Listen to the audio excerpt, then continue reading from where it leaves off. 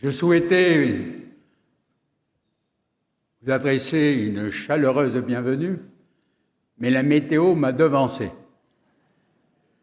Cher François, cher Bernard, Mesdames et Messieurs les élus, chers amis venus d'Europe et d'ailleurs, et pour nombre d'entre vous, chers camarades. Oui, je dis bien, chers camarades.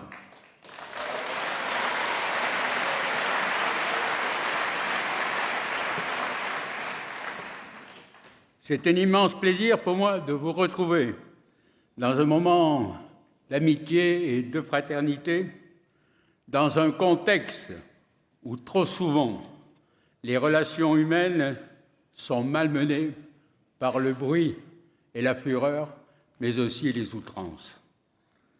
Bienvenue donc à Créteil, dans cette ville qui a toujours porté haut la flamme jamais éteinte du socialisme. Cette flamme qui nous pousse à nous engager obstinément pour défendre nos convictions et nos valeurs, celles du progrès social et écologique, d'un partage plus juste des richesses, celle de l'humain placé au cœur de tout projet.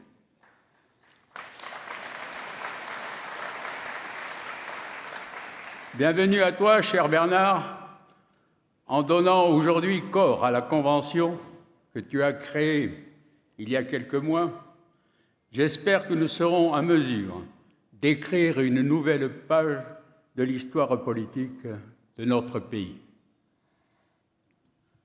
Plus de 40 ans après l'investiture de François Mitterrand, ici à Créteil, le 24 janvier 1981, comme candidat du Parti socialiste à l'élection présidentielle, j'espère qu'ensemble, nous serons capables de changer la vie des Françaises et des Français.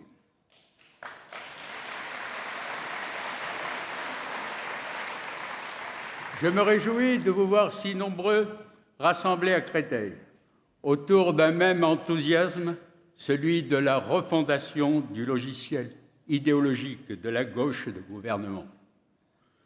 Car si nous sommes tombés si bas aujourd'hui, si bas dans l'opinion publique, mais aussi si bas dans le renoncement à ce que nous sommes vraiment, c'est que nous avons failli sur le terrain des idées.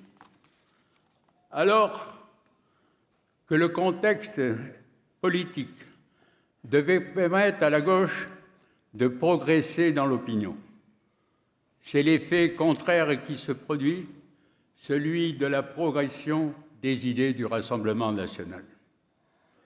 De Cherbourg à Créteil, de Brest à Toulouse, de Rome à Bruxelles, nos concitoyens sont bien souvent confrontés aux mêmes difficultés et préoccupations. Se loger dignement, nourrir correctement sa famille, se soigner convenablement, se sentir en sécurité avec les siens, donner un avenir à nos enfants. Mais force est de constater que nous n'avons pas su nous renouveler et mieux nous connecter aux nouveaux défis de notre temps.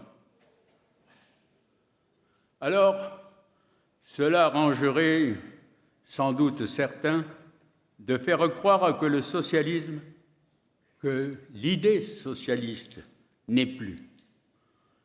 Qui peut croire pareille ineptie quand les Françaises et les Français espèrent tant voir la gauche mener le combat contre les inégalités et un futur juste.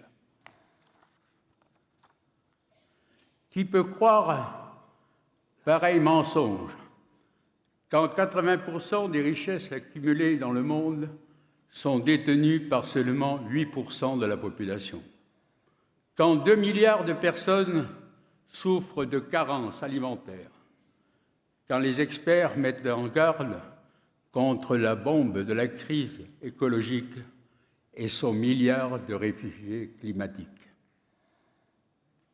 Retroussons nos manches, soyons fiers de notre passé, de nos conquêtes politiques et sociales, mais l'heure est venue de réinventer notre projet commun. Le modèle de développement que nous avons connu jusqu'alors est à bout de souffle. Battu en brèche par les crises économiques, sanitaires, écologiques, autant que par la montée intolérable des inégalités et des injustices. Les uns, fascinés par la marche de la mondialisation et du progrès technologique, accompagnent joyeusement ces évolutions, préférant ceux qui réussissent à ceux qui ne seraient rien. Les autres condamnent d'emblée des changements pourtant inéluctables en laissant penser qu'il y aurait un ailleurs plutôt que de rendre ce monde qui vient vivable et meilleur. Je vous invite aujourd'hui de vivre dans notre temps, de notre époque, en pensant tous les sujets, même les plus futuristes, comme la percée de l'intelligence artificielle dans nos vies et nos univers professionnels. La gauche est forte quand les socialistes sont conquérants et généreux. Notre convention est un rassemblement et un souffle. Ensemble, autour de Bernard Cazeneuve, engageons-nous pour une gauche de gouvernement.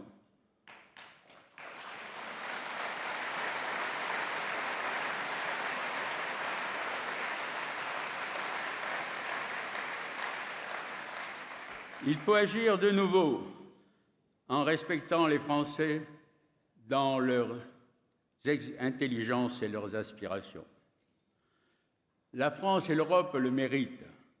C'est cette quête de sens profond de l'égalité et de la solidarité que nous porterons, car elle seule est synonyme d'espérance.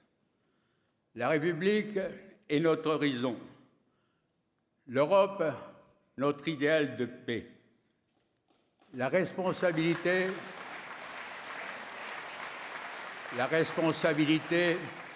notre manière d'agir. La social-démocratie, notre conviction.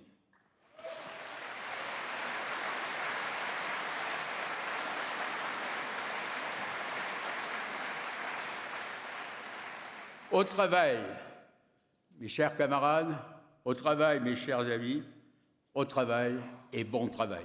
Merci de votre attention.